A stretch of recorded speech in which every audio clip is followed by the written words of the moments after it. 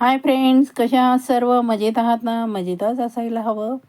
चला तर आज आपण वर्षभर जो हिरवा वाटाणा आहे तो कसा साठवून ठेवायचा त्याचा व्हिडिओ पाहणार आहोत. व्हिडिओ कुठेही स्किप न करता पूर्ण व्हिडिओ पाहायचा आहे, म्हणजे तुम्हाला कळेल की तुम्ही हिरवा वाटाणा कसा वर्षभरासाठी स्टोअर करून ठेवू शकता. हे बघा, असे पूर्ण भरीव दाणे घ्यायचे आहेत, म्हणजे वाटाणा घ्यायचा आहे. जेव्हा तुम्ही वाटाणा विकत आणाल तेव्हा तुम्ही भरीव वाटाणा आणायचा आहे. जरी त्यामध्ये प कोवळ्या वाटाण्याचे दाणे असतील तर ते सुद्धा तुम्ही अ, निवडताना साईडला काढून ठेवायचे आहेत.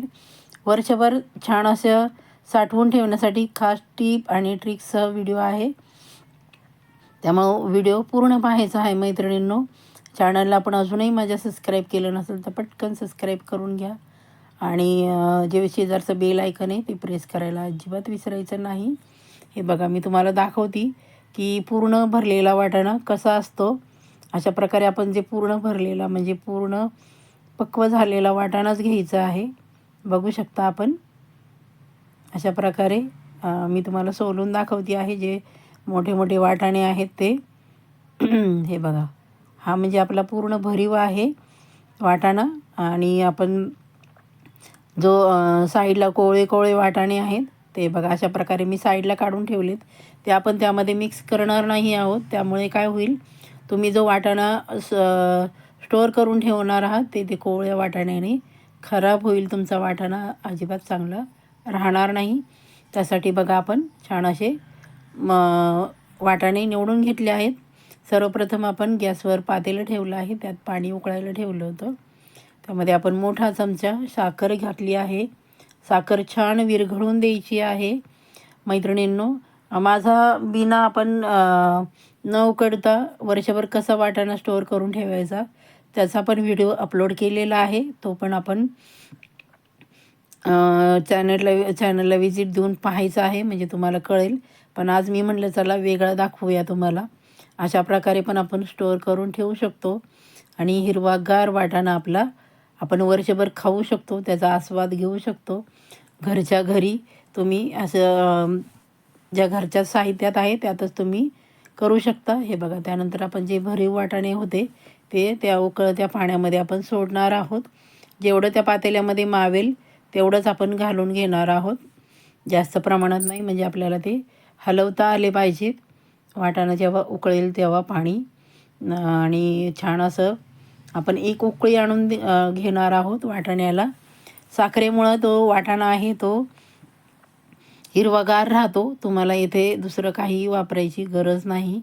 असं छान असं हलवून घ्यायचं आहे बघा, चमचेच्या साह्याने खालीवर खालीवर करून घ्यायचं आहे, म्हणजे तुमचा जो वाटाणा आहे तो छान असा एकसारखा होईल आणि त्याचा रंग अजिबात बदलणार नाही. एवढी छान अशी टिप्स तुम्हाला सांगितली आहे बघा मैत्रिणींनो. त्याचा तुम्ही वापर करायचा आहे त्या टिप्सचा, आणि टिप्ससह व्हिडिओ पाहायचा आहे, म्हणजे तुम्हाला कळेल की तुम्ही वाटाणा कसा स्टोअर करून ठेवू शकता.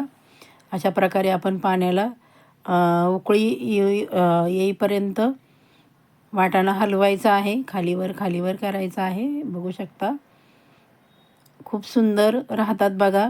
तुम्ही जे एरवी बाजारातनं फ्रोझन मटर आणतात जास्त पैसे देऊन, तेच अशा प्रकारे तुम्ही जर वर्षभरासाठी साठवून ठेवले तर तुम्ही त्याचा छान असा उपयोग करून ठेवू शकता. घरामध्ये स्टोअर फ्रीजमध्ये करून ठेवू शकता. त्यानंतर हे बघा, आपलं पाणी छान असं उकळायला आलं आहे आणि आपण उकळल्यानंतर त्याला ओतून घेणार आहोत. चाळणीमध्ये छान असे निथळून घेणार आहोत. पूर्ण निथळून घ्यायचे आहेत आपले जे दाणे आहेत ते. त्यानंतर आपण हेच दाणे आपण पाण्यामध्ये घालून घेणार आहोत, थंड पाण्यामध्ये. तुम्हाला हवं असेल तर तुम्ही बर्फाच्या पाण्यामध्ये घालून घेतले तरी चालेल, पण आता कसे थंडी आहे, आमच्याकडे तर आहे थंडी, मी जेव्हा व्हिडिओ बनवला होता तेव्हा, त्यामुळं मी थंड पाण्यात घातले आहे. जे रूम टेम्परेचरचं पाणी आहे ते त्यात नंतर आपण निथळून ठेवले आहेत. अशा प्रकारे बघा आपण पसरून ठेवणार आहोत, म्हणजे त्याचा जो ओलसरपणा आहे तो कमी होईल. पूर्ण मी हे बघा, पूर्ण माझी जे कोवळे मटर आहे ते बघा अशा प्रकारे मी साईडला ठेवले आहेत. ते मी सर्वप्रथम त्याचा वापर करून घेणार आहे. तुम्हाला दाखवते बघा. कोवळा वाटाणा अगदी हाताने दबला की पटकन दबला जातो. हे बघा. मग हे आपण असे साईडला ठेवायचे, नाहीतर तुमचा वाटाणा वर्षभर राहू शकत नाही.